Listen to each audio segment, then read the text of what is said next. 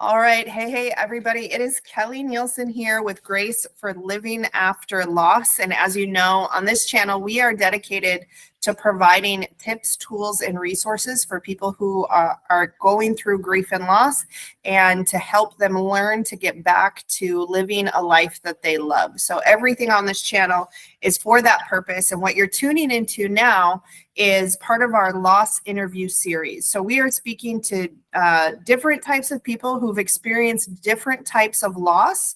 And our hope is that you will find some comfort, some encouragement, some support. Maybe you'll glean some wisdom from these other people who have experienced loss, so that you know that you're not alone and that you can be equipped and encouraged to get back to living a life that you love. And I'm so thrilled. Today we have Jean Adams with us, who's graciously and generously offered to share her experience and her little nuggets of wisdom. We'll see what just comes from our conversation. But again, we hope, if nothing else, you know two things: that you're not alone in this, and that there is hope for healing and recovery. So Jean, thank you so much for being here and being willing to share your experience with us. Why don't you just start by sharing who it is that you lost and whatever circumstances around the loss that you would like to share? Well, before I share the one that sent me over the edge. Okay. I had a series of 3 losses within 2 years. I lost my father, and right the weekend of Easter in March of 2016, and then 6 months later, well, the day before we lost him, we found out that my baby brother, had cancer. So we couldn't even tell my mother because we had to go through my father's funeral. So we had to go through all that. He died in September after Daddy died in March. And then we lost Mama in 2018. And I was caregiver for all 3 of them. So when the last one died, I lost me. I lost my whole reason for being. I didn't know what else to do. And I dealt with that for a while. And then I started going to grief share at my church at the prompting of my daughter, because she said, "I don't think you've finished grieving all this." She said, "You've been really snappy since everybody died." And she said, "Something's not right." So I started grief share. And in the middle of grief share, our grandson committed suicide. And I got that call on a Friday night. It was March 10th of this past year. And in a way, it wasn't unexpected. But then again, it took my feet out from under me. He had some struggles. His grades had tanked. He was being bullied. But the thing that we didn't know, and you tell me if this is appropriate to tell here or not, we found out, we learned something that we didn't know. We didn't even have the information that it even existed. He was 16, and he was thinking that he was on a local dating site. He wasn't. He was on people that were seeking child porn. And they were sending him pictures of cute little girls, more and more and more exposed, and asking him for pictures back. And so after a period of time, he complied. And then Gabe was an entrepreneur, very, very smart. He opened his own little vending machine business. It was called Claw Time Vending. He has his own YouTube channel. So look it up and you can see my grandson. My son is trying to keep it going for him in his honor. But the people that were contacting him started threatening him. saying, if you Mm. don't send me money, I'm going to expose you to everybody. Oh. And I know your friends, I know where you live. And he probably did because he had a business, but that terrified him. And he was ashamed and he didn't know where to go uh, because he did send a picture. Mm-hmm. He was 16 and stupid. His brain hadn't developed enough to know better. Right. Um, so he didn't have anywhere to go. He didn't think he did.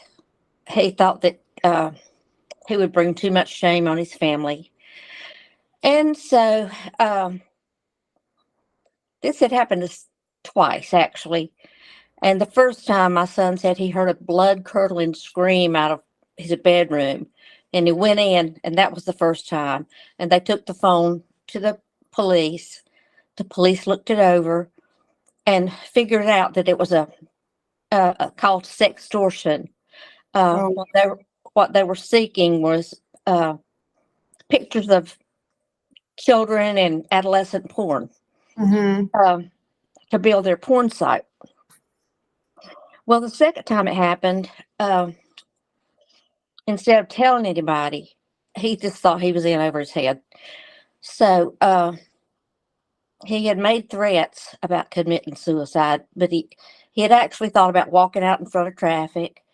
But he knew people would see him and that kind of stuff. So on Friday night, March 10th, I got a phone call from my granddaughter saying, "You need to get here now."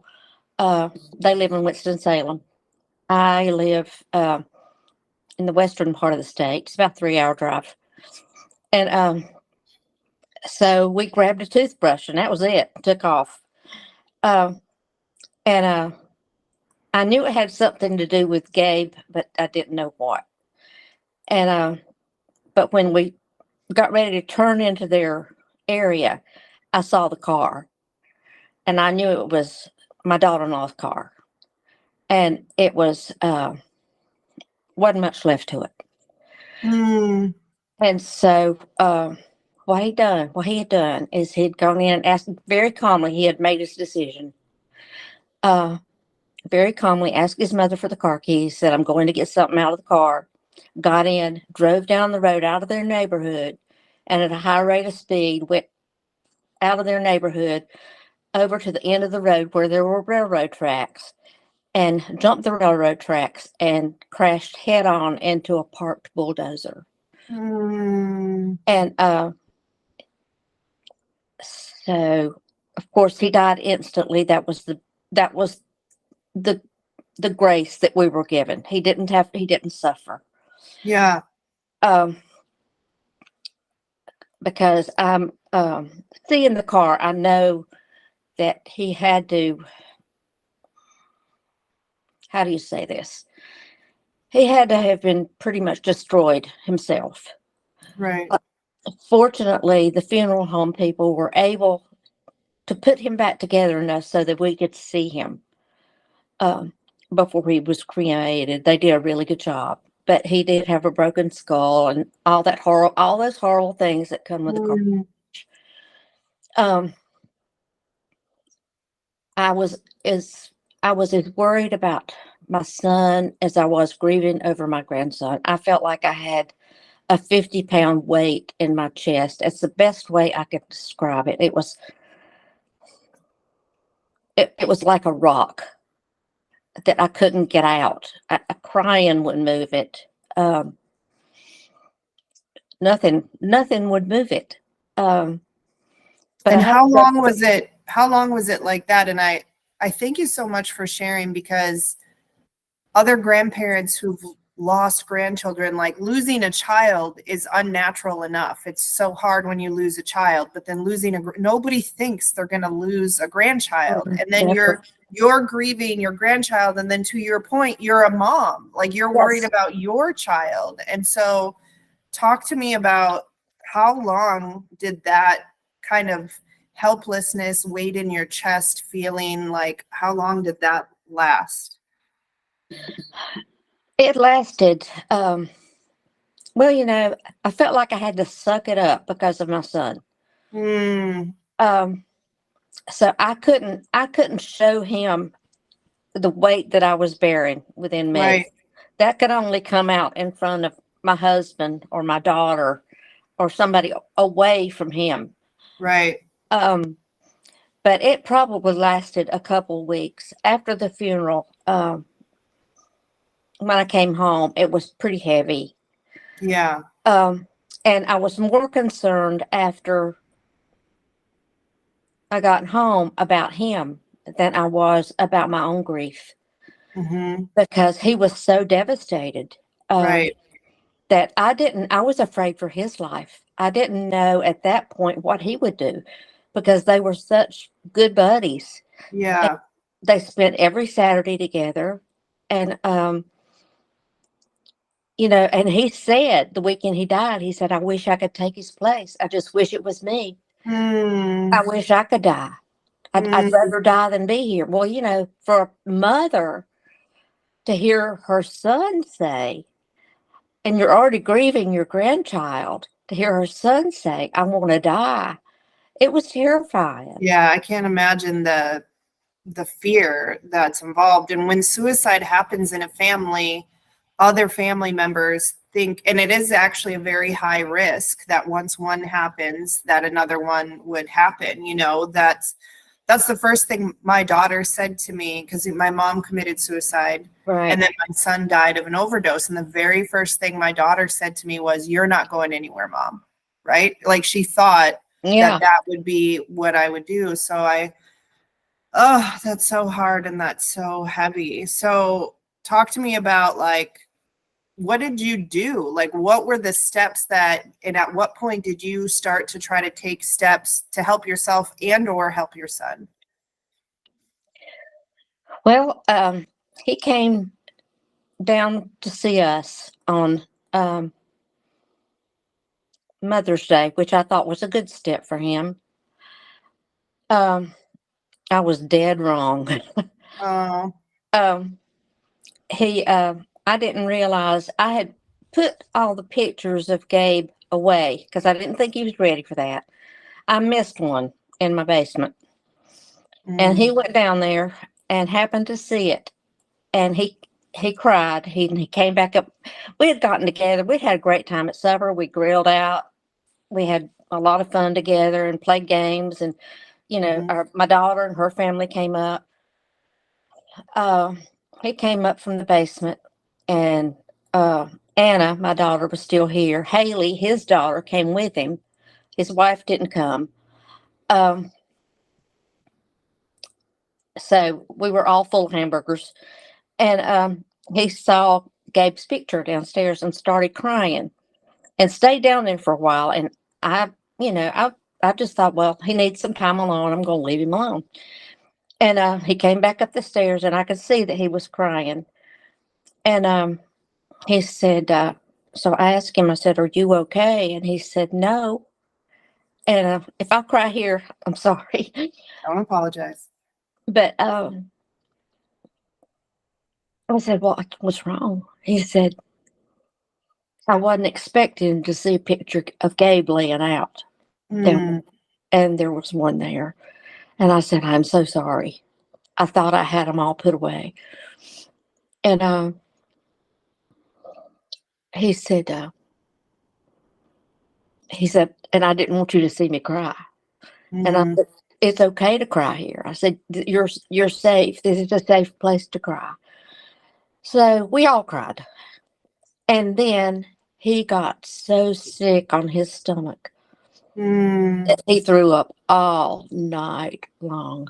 mm, And this was on a Saturday night. He couldn't get out of bed on Sunday. mm, He couldn't get out of bed on Monday. He had to miss work. He finally went back to work, went back home on Tuesday. mhm, Um, he didn't go back to work on Wednesday. He went back to work on Thursday. And the brain fog was so bad. You know, please, if you don't know anything please know that brain fog is real. Mm, Uh, you'll forget where you are. You'll forget what you're doing. Um, and you'll think you're losing your mind. You think you've got Alzheimer's. hmm Uh, but the brain fog hit him big time. He was going, he was leaving work and going through a route that he goes every day, missed the uh, red light and ran right through it and got hit on the mm, side, flipped his truck twice.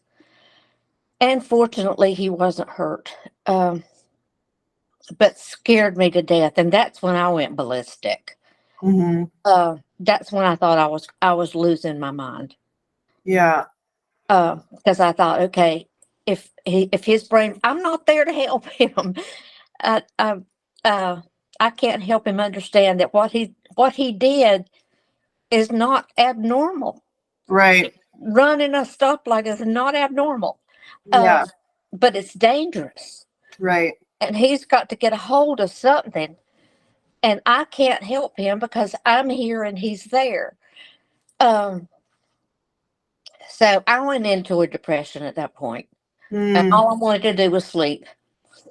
Um, so I knew going back to grief share. They asked me, was I going back to grief share? And I said, no, I can't. I can't. No, because I don't want to talk about it. mm, Because at grief share, that's all you do. yeah. Yeah. Is Yeah. you just talk about it. And I needed techniques. I needed something to help me overcome this. Yeah. Um, and so that's when I went on a search and found you guys. Yeah. Um, and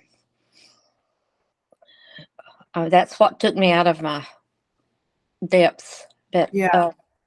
you know, I still go there. I know I can come back, but it's been a hard road. Christmas uh, was hard. Yeah. There were some spells for all of us Yeah. that we had some family crying and weeping spells. But It's so beautiful if you can do that together. You know what I mean? If you yeah, can embrace those things and cry when you need to cry and laugh when you need to laugh. And actually, grief I've found can either bond people together or it can tear people apart, you know? And so even though it's painful and hard, it's beautiful when you can be there for one another and go through those things together. I want to ask and touch on, because I know that suicide comes with different challenges and obstacles. And I want to ask about, has there been justice in terms of these people that did this? And where does that stand right now? And how are you guys sitting with that? not justice as far as our case is concerned, but we found that uh, what was happening. Our son found out that the calls, the not calls, but the uh, messages were originating from Nigeria. Oh, wow. So, that's going to be hard to track. Well, Yeah. not too long after Gabe died, we saw a newspaper article that the exact same thing happened to a kid in Michigan, Wow. uh, from Nigeria. We found out from that case that they had a whole call center, that's all they did. Wow. So I called the FBI here in North Carolina and told them about our case and asked them would they please see if they could connect it. I had never heard anything back because they're not going to tell me those things. But I just wanted them to know and to be aware that it's hitting more than one family, uh, that these people are exploiting everybody they can get their hands on. Yeah. This the 17-year-old that killed himself in Michigan, shot himself, um, and the family found out why. I don't know how they tracked these guys down, but thank God they did. Um, and they extradited three of them to Michigan to go on trial. Wow. Yeah, that thrilled my heart. Have To you been know, in touch with that family at all? no, I haven't because they didn't give their names Mm, because they were protecting the family, right. and I understand that. Um, but and the FBI has never gotten back in touch with me. But I know there's more, and I figure they're going to come out eventually. Um, and if it does, I'll call them again. Um, Yeah. you How know, do you, would you consider yourself, like, how do you reconcile that? Like, are you at a place of peace and surrender that it is what it is and this is what happened and these people may or may not be brought to justice this side of heaven? Like, have you just surrendered that? Are you still grappling with that? Are you still trying to bring about justice? Like, where have you landed with that at this point? I don't think that there's a way that I can bring about justice as much as I would like to. Mm-hmm. I think all that I can do is every chance that I can get is do what I'm doing. And I'm talking to parents here. Tell your kids to get off the phone. Mm-hmm. It's dangerous. Mm-hmm. Uh, Lock them up, and they're going to scream and cry and tell you that you're the worst parent in the world, but you're saving their lives. Yeah. You don't know you don't know what they're seeing. You don't know. I would have never in my life Right. thought that this would have happened to our grandson. Never. Right. I mean, and he just wasn't that kind of kid. Yeah. He was a good kid, but to get caught up in something like this, and it's 16 years old, their brains are mush. Yeah. They've just Especially come the across. boys, it seems like. Yeah, it is. Yeah. Uh, I mean, they're not even capable of reasoning things and seeing Right. where this can go from here.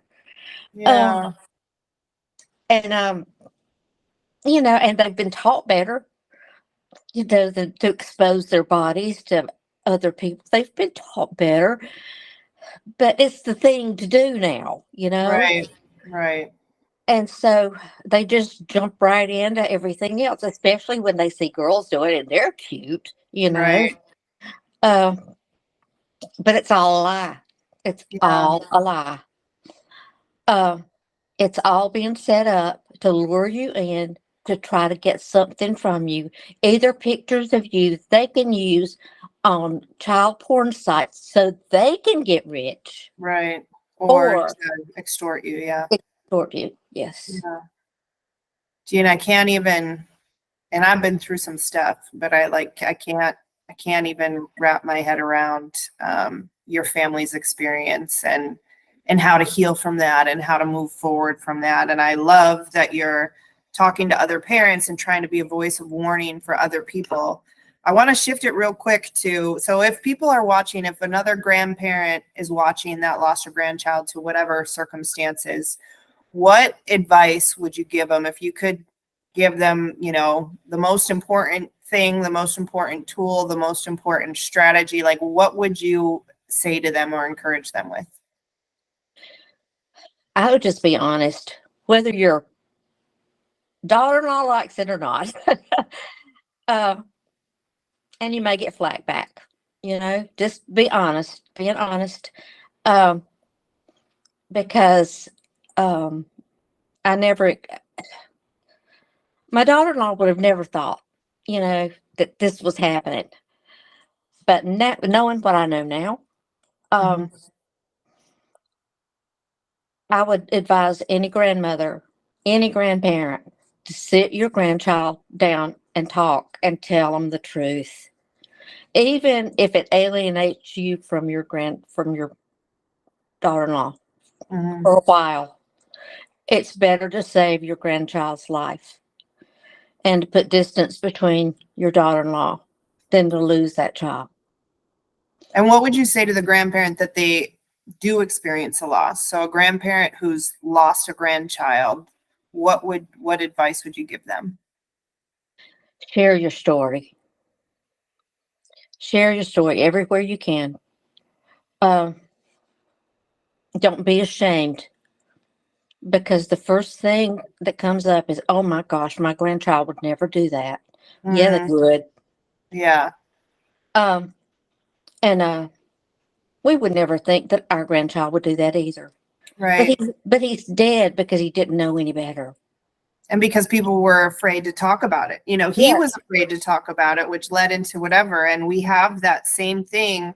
I see it a lot with whatever the circumstances are around suicide and also overdose. Yes. Parents and grandparents are afraid to talk about it because they feel like it's an implication on their child or on them or their family or their parenting ability. But it is happening in epidemic proportions, both Epidemic. suicide and overdose. It's touching every type of family. It's touching rich, poor, educated, not, it doesn't matter. It Absolutely. doesn't discriminate. It is affecting families. And so I just thank you so much for being willing to share your story. And I'm believing that grandparents are going to watch this and know that they're not alone and hopefully have the courage and strength to share their stories and be a voice for other grandparents and parents that lose kids to whatever the circumstances is, because we know that you can have healing without, you can't just carry all that stuff in No, your you head and can't. in your heart. You have to let it out. Otherwise, it's not going anywhere. And unfortunately,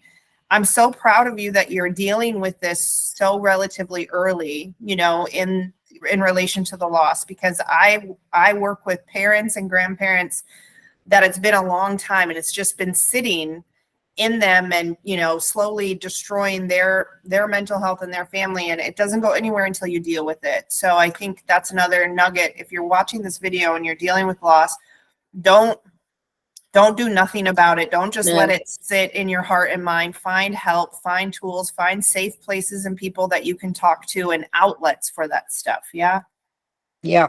Please. The sooner the better. And you may not feel like you're ready. Yeah. Um, do it anyway. I love that.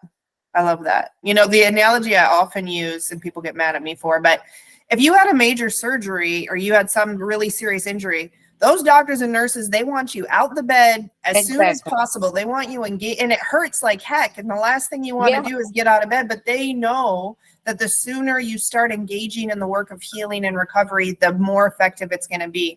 And it's no different with grief and loss. I do, you know, like you said, though, in the beginning, your brain is so mush, it's really hard to actually Mhm. comprehend information and do stuff. But the sooner you engage in the work of recovery, the better it's going to be. And so thank you for encouraging people to do that.